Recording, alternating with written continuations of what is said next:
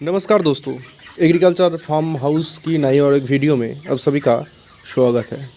दोस्तों, आज मेरे बाड़ का जो एज है वो 22 दिन है और 22 दिन का जो काम, जो शेड्यूल है, जो मैनेजमेंट है, वो आज आप लोगों के साथ में शेयर करूँगा। दोस्तों, 22 दिन के अंदर मेरा 2 प्रॉब्लम मेजर से आया है। एक है कि इकोलाई का जो ट्रेसेस है थोड़ा बहुत मेरे बाड़ के अंदर मुझे मिला है। उसका कारण यही है कि मैं जो पानी देता हूँ उसका जो पीएच लेवल है मेरे वेस्ट बंगाल के अंदर वो थोड़ा ज़्यादा है। तो पानी अगर 8 पीएच का या फिर 7.5 के ऊपर के पीएच का बाड़ को आप देंगे तो उसमें इकोलाई का ट्रेसेस आता है। उसके लिए एसिडिक एसिड इस्तेमाल करना अच्छा होता है, लेकिन एसिडिक एसिड में भी एक प्रॉब्लम होता है कि जब ज़्यादा क्वांटिटी से आप इस्तेमाल करेंगे तो उस एसिडिक एसिड से बाड़ का जो पेट का जो डाइजेस्टिव सिस्टम है उसमें इम्पैक्ट आ सकता है। उसके लिए जो एसिडिक एसिड का डोज मैं इस्तेमाल करता हूँ थोड़ा कम है। इसके वजह से थोड़े थोड़े इकोलाई का ट्रेसेस आना शुरू हुआ है, लेकिन उतना मेजर तरीके से नहीं जितने में बाड़ का बड़ी इम्पैक्ट आ सकते हैं। तो इसके लिए दोस्तों मैं एक काम कर रहा हूँ कि पानी के अंदर टैंकी में जब पानी देता हूँ तो 1000 लीटर पानी में 101 से 2 ग्राम का जो फुटकरी है उसको इस्तेमाल करता हूँ। फुटकरी से पानी का पीएच थोड़े कम हो जाता है। और रात के टाइम में थोड़ा साउंड का प्रॉब्लम मैं देख रहा हूँ, तो कल साउंड का प्रॉब्लम थोड़े बढ़ गए थे। उसके लिए एंटीबायोटिक का इस्तेमाल कर रहा हूँ रात के टाइम में, जो देना बाड़ के लिए एक तरफ से खराब ही साबित होता है, क्योंकि एंटीबायोटिक देने से बाड़ का जो हेल्थ है, जो बॉडी वेट है, उसमें इम्पैक्ट आ सकते, थोड़े कम हो सकते हैं। तो इसके लिए जो बॉडी वेट आज आना चाहिए था मेरे फार्म में, लगभग 1 केजी 60 से 70 ग्राम का होना चाहिए था, वो थोड़े कम आया है। 1 केजी 20 ग्राम ऐसे कुछ आया है। इसका रीज़न है कि रात के टाइम में एंटीबायोटिक का इस्तेमाल कर रहा हूँ, और सुबह के टाइम जब बाड़ में अगर कोई असर ना आए एंटीबायोटिक का ज़्यादा, इसके लिए इम्यूनिटी बूस्टर का इस्तेमाल कर रहा हूँ। कल सुबह मैं बॉडी वेट करूँगा और उसमें देखूँगा कि एंटीबायोटिक देने के वजह से बाड़ में कोई बड़ा इम्पैक्ट तो नहीं आ रहा है इसके कारण से। तो बात करते हैं मोर्टालिटी की। बाड़ फार्म के अंदर आज सिर्फ एक ही मोर्टालिटी हुआ है पूरे दिन में, 24 घंटे के अंदर एक ही मोर्टालिटी हुआ है, वो कल रात ही हुआ था। उसका रीजंस माइनर है, थोड़े बहुत जो प्रॉब्लम था उसके लिए। तो अभी तक मेरे बाड़ के अंदर ये 2 प्रॉब्लम के अलावा मेजर प्रॉब्लम कुछ भी नहीं है, और बाड़ का जो ग्रोथ है वो अच्छा है। बाड़ का जो बॉडी वेट भी है वो लगभग अच्छा ही दे रहा है। तो दोस्तों, काम क्या करना पड़ता है सुबह से रात तक। मैं लीटर को सुबह से रात तक 2 बार रैकिंग करता हूँ जब टेम्परेचर नॉर्मल होता है। जब टेम्परेचर सबसे ज़्यादा होता है, लगभग सुबह शाम के टाइम या फिर बीकेल के टाइम टेम्परेचर ज़्यादा होता है, तब मैं एक बार ही रैकिंग करता हूँ सुबह के टाइम। और जिस जगह पर लीटर ख़राब होना शुरू हुआ है उस जगह से मैं, जहाँ पर लीटर अच्छा है वहाँ से शिफ्ट करके वहाँ पर लीटर थोड़े दे देता हूँ। इसमें क्या होता है कि जो लीटर ख़राब हुआ है वो उतनी ज़्यादा तरीके से बाड़ में इम्पैक्ट ना क्रिएट करे। इसके लिए पोल्ट्री फार्मिंग में दोस्तों तभी आप ज़्यादा अर्न कर सकते हो जब आप माइनर चीज़ में नोटिस करते हो। तो और सुबह के टाइम जो पानी का जगह है वो ब्लीचिंग पाउडर से अच्छी तरह से मैं क्लीन करता हूँ, और जो रात के टाइम है, जो बीकेल के टाइम में, वहाँ पर एक बार सिर्फ अच्छी तरह से क्लीन कर देता हूँ। पानी के टाइम पानी का जगह अगर अच्छी तरह से आप क्लीन करेंगे तो पानी में क्या होता है कि बाड़ के मुंह के अंदर एक लाला जमा होता है, जो पानी का जो डिंकर है उसके ऊपर एक लेयर आ जाता है। उस लेयर से बाड़ में प्रॉब्लम आ सकती है। तो पानी का जगह दिन में 2 बार साफ़ करने की कोशिश कीजिए, और जो फीडर है उस फीडर को 3-4 दिन के अंदर एक बार पूरे फीडर को खोल के अंदर की तरफ थोड़ा थोड़ा मकड़ी का जाला हो जाता है, तो उसको अच्छी तरह से क्लीन करने की कोशिश कीजिए।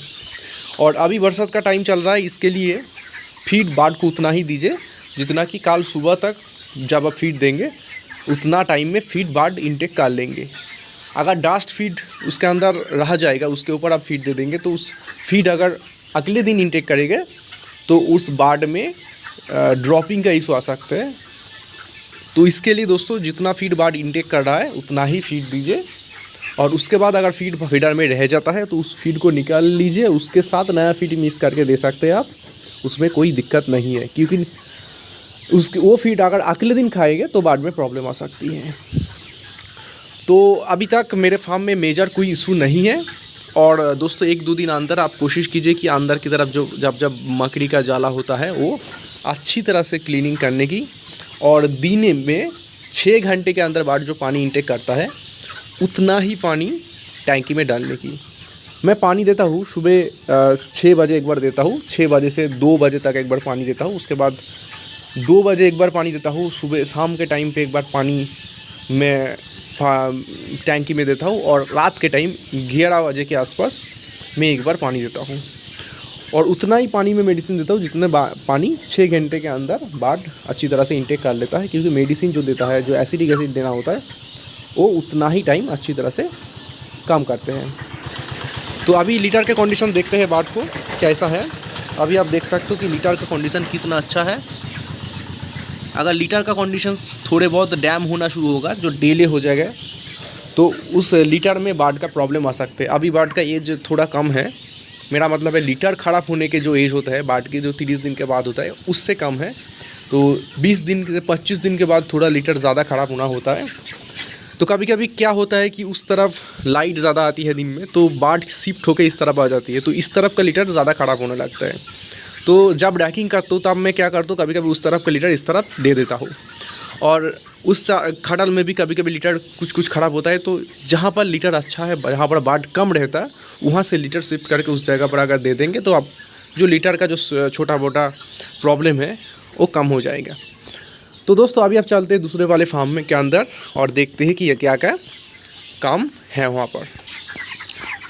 और दोस्तों और एक बात, आप जब भी फार्म के अंदर बड़ी अच्छी तरह से मैनेजमेंट करने की कोशिश ज़रूर कीजिए, तो फार्म के पास में एक बाथ टब करने की कोशिश ज़रूर कीजिए। मेरे फार्म में बाथ टब नहीं है, इसके लिए जो यहाँ पर जो एक जगह है जो ब्लीचिंग पाउडर से मिक्स करके मैं पानी रखता हूँ, और जो फार्म के अंदर पहनने की जूते होते हैं उसको एक बार से भीग लेता हूँ। उसके बाद उसके अगले दिन उस प्लेन अच्छी जूते को मैं इस्तेमाल करता हूँ।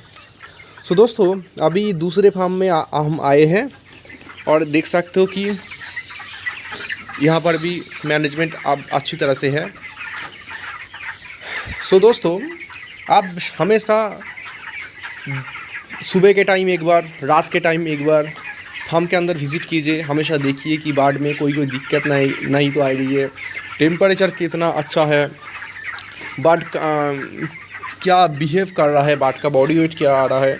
इस हर एक चीज़ को अगर सुबह से शाम तक आप नोटिस करेंगे और 1-2 साल अगर एक्सपीरियंस करेंगे तो आपका माने क्या क्या काम करना होता है, बाढ़ में क्या क्या फार्मिंग में इशू होता है, ये सारे चीज़ आप एक्सपीरियंस कर लेंगे।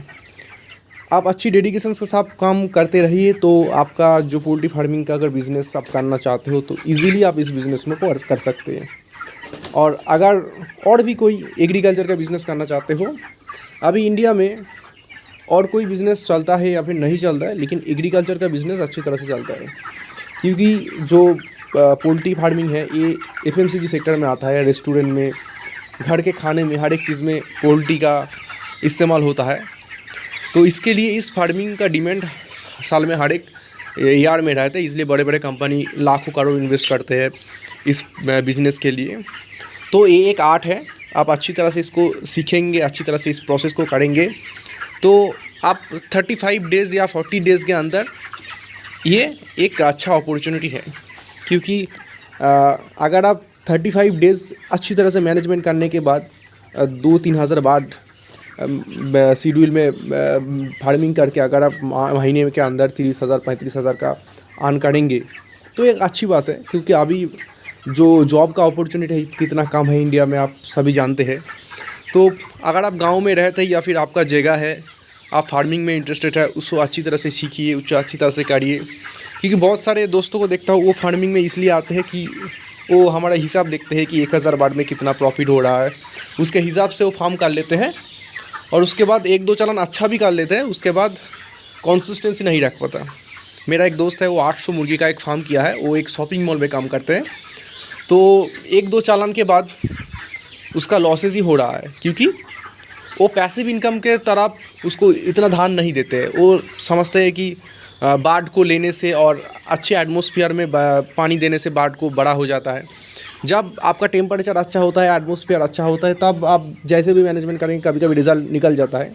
लेकिन अगर आप पूरे साल भर में प्रॉफिटेबल बनाना चाहते हैं, मैक्सिमम टू मैक्सिमम अर्निंग करना चाहते हैं, तो इसके लिए दोस्तों हर एक मैनेजमेंट को आपको ऑब्जर्व करना होगा। गर्मी का टाइम का जो ऑब्जर्वेशंस है आपको अच्छी तरह से करना होगा। विंटर के सीज़न में जो मैनेजमेंट है उसको ऑब्जर्व करना होगा।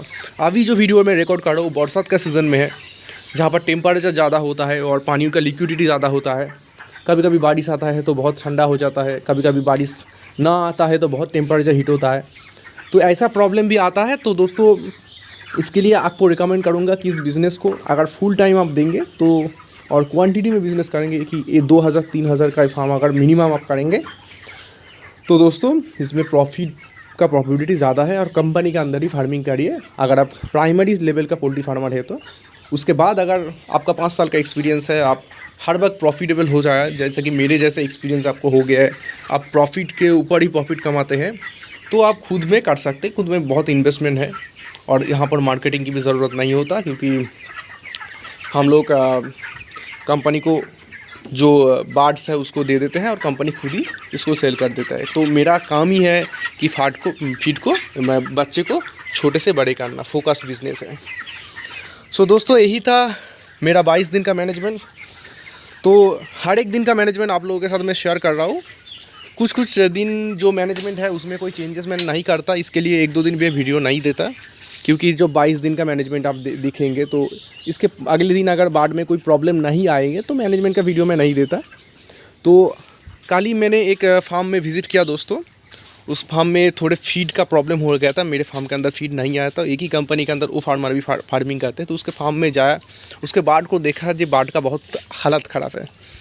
जब उसका कारण मैंने खोजा कि उसके फार्म के बगल में बहुत सारे गंदी चीज़ है, जो फार्म का जो गंदा वाला लीटर है वो फार्म के बीच में ही फेंक देते हैं, गंदा है, बहुत नोंगड़ा है। अगर आपके फार्म में भी ऐसा कंडीशंस तो आप कभी पोल्ट्री फार्मिंग से ज़्यादा पैसा अर्न नहीं कर सकते। आप देख सकते हो कि मैं कितना अच्छी तरह से क्लीन कर देता हूँ। या बांस का पेड़ है उसके अंदर भी है, मैं हर एक चीज़ फार्म के आसपास क्लीन कर लेता हूँ। उसके लिए जो प्रॉफिट है उसका मुझे पूरा फ़ायदा होता है। सो यही था 22 दिन का मैनेजमेंट दोस्तों। फिर मिलेंगे अगले वीडियो में। जय हिंद दोस्तों।